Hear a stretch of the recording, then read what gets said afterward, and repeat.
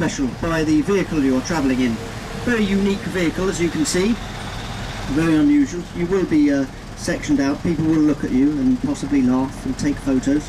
If they do this, just give them the royal wave. That's all you have to do. Wave them off. And very interesting. 22,000 of these were made in 1942, and were used 2 years later for the D-Day landings on June the 6th, 1944.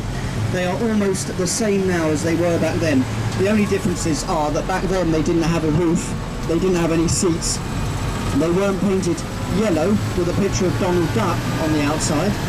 They were painted grey or green back then to disguise themselves against the ocean, so they could hide themselves from the enemy.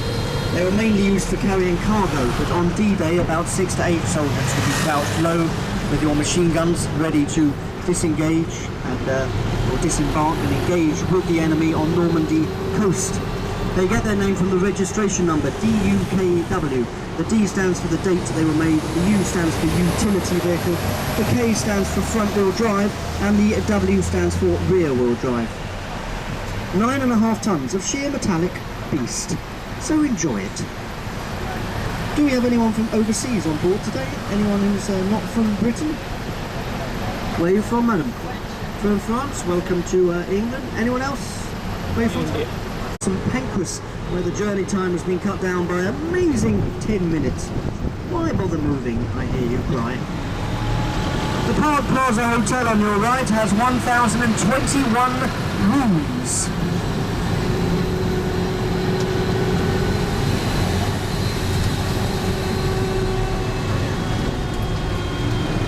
Westminster Bridge here with Big Ben on the end of it. You can't actually see Big Ben because that is what the bell is called inside the clock tower.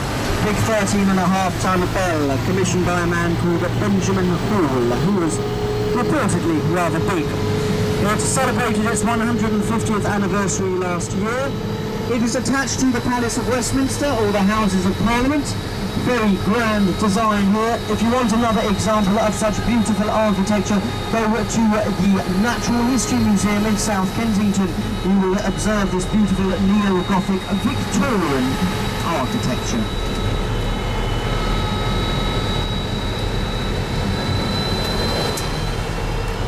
We have the statue of Boudiccan coming up here on the right. This woman on her chariot, a very evil-looking woman.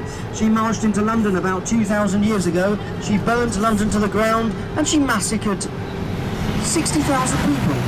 What a sweetheart, eh? I don't know why we have a statue of her up now. By having a statue of the devil itself up. But no, she did revolt against the Roman Empire, so she did a lot of good for London in the end.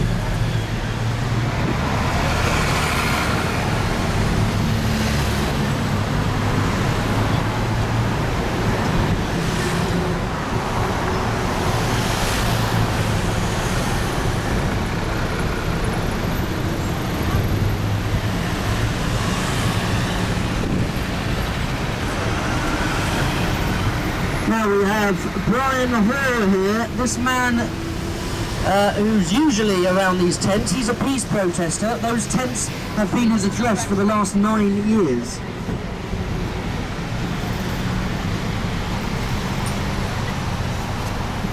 Ahead of you is St Margaret's Church. This is where Winston Churchill was married. The great late Winston Churchill saw us victorious in the Second World War. He made friends, but he also had enemies. A lady MP came up to Churchill once and said, "If I was your wife, I'd put poison in your coffee." And he replied, "If you were my wife, I'd drink it."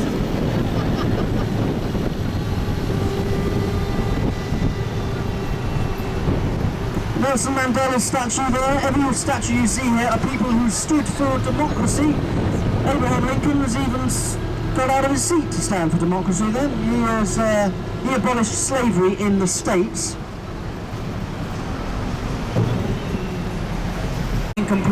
Prime ministers for over 300 years.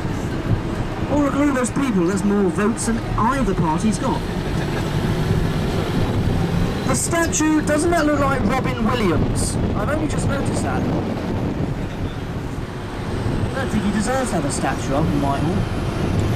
Now, banqueting house here on the right. This is where, on January the 30th, 1649, King Charles I was beheaded. The only I've tried to make these people laugh before, and I never can, so please give them a go. They've secured their smiles by actually having that band around their mouth so no one can see them. Through the archways there, that is where the Olympic Volleyball Championships will be held in 2012.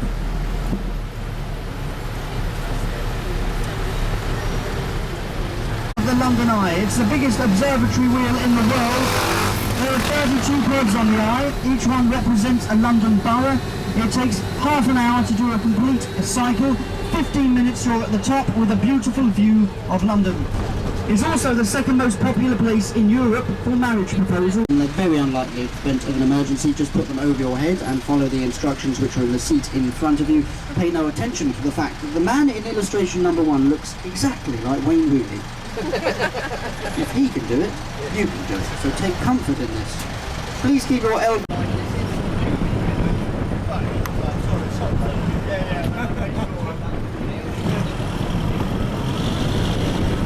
Here we go, ladies and gentlemen. Arms in the air like you don't care. Oh, party poopers.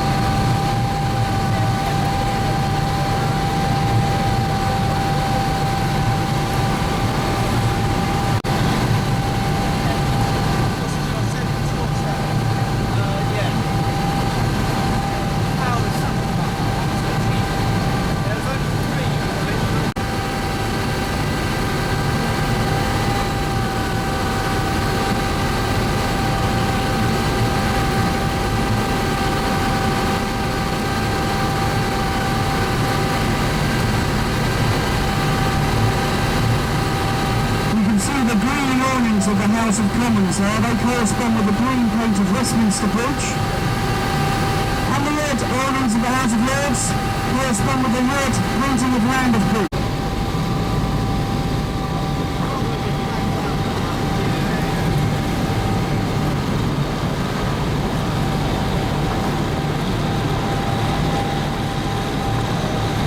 Now the flag you can see on top of Victoria Tower there. You may not believe this, but it's true. It's the size of a tennis court.